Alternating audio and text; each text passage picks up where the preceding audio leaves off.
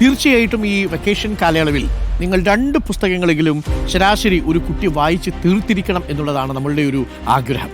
തീർച്ചയായിട്ടും റീഡിംഗ് നിങ്ങൾക്ക് തരുന്ന ഒരു കോൺഫിഡൻസ് ചെറുതായിരിക്കില്ല. സ്കൂൾ തുറന്ന് പുതുതായിട്ട് ചെല്ലുമ്പോൾ, പുതിയ ലോകത്തേക്ക് വരുമ്പോൾ ആ വായന ഒരു ശീലമാക്കി മാറ്റുക.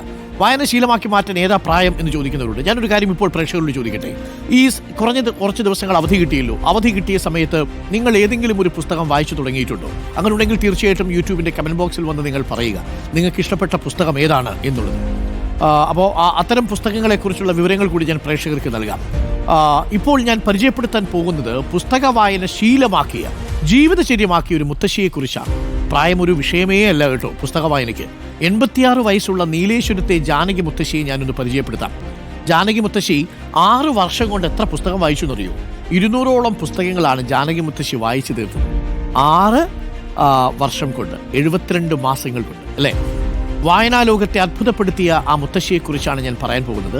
പഴയ SLC വിദ്യാഭ്യാസം മാത്രമുള്ള മുത്തശ്ശിക്ക് വായിച്ച പുസ്തകങ്ങളിലെ ഓരോ വരിയും ഗൃഹപാഠമാണ്, അഥവാ അത് മനസ്സിലിങ്ങനെ കോറിയിട്ടിരിക്കുന്നു എന്നുള്ളതാണ്. ഒന്ന് നമുക്ക് കണ്ടിട്ട് വരാം മുത്തശ്ശി.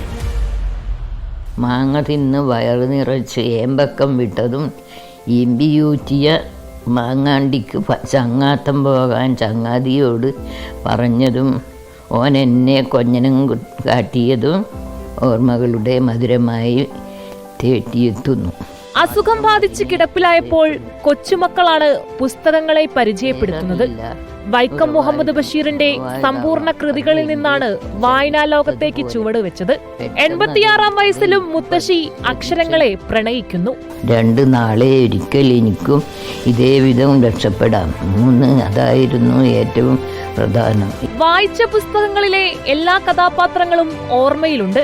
കണ്ണട വെക്കാതെ പോലും ഓരോ വരിയും അത്രയും ശ്രദ്ധയോടെ മുത്തശ്ശി വായിച്ചെടുക്കുന്നു. തൊണ്ട കുത്തിയതും കുത്തി കുത്തി ചുമച്ചതും ചുണ്ട് പൊള്ളിയതും ചിതലടിക്കാത്ത ഓർമ്മകൾ. 100 പുസ്തകം വായിച്ചു. 80 വയസ്സ് മുതൽ വായിക്കുന്നുണ്ട് ഇങ്ങോട്ട്. വായന ലോകത്തേക്ക് വന്നത് എനിക്ക് ഇത് ഉണ്ടായില്ല. സോഡിയം കുറഞ്ഞൊരു അസുഖം ഉണ്ടായിരുന്നു. അപ്പം എല്ലാം കളർന്ന പോലെയായി. ഒന്നും കഴിക്കാനൊന്നും വാരി കഴിക്കാനൊന്നും പറ്റൂല.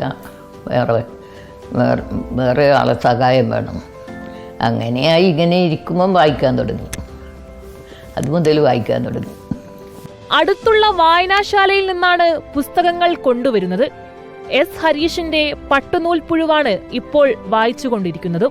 ആദ്യം വൈക്കം മുഹമ്മദ് ബഷീറിൻ്റെ പുസ്തകം വായിച്ചു. ആദ്യം ആടുന്നു. പിന്നെ എന്തെല്ലോ പുസ്തകം വായിച്ചു. കുറേ പേരുള്ള പുസ്തകം വായിച്ചു. ഇപ്പം വായിക്കുന്ന പട്ടുനൂൽപ്പുഴു. ജീവനാണ് ജാനകി മുത്തശ്ശിക്ക് പുസ്തകങ്ങൾ. അവരെങ്ങനെ 86-ാം വയസ്സിലും ബഷീറിനെയും മാധവിക്കുട്ടിയെയും വായിച്ചെടുക്കുന്നു. വീഡിയോ ജേർണലിസ്റ്റ് രഞ്ജിത്ത് മണിപ്പാടിക്കൊപ്പം reporter Archana Raveendran, in reporter, Kasaragod.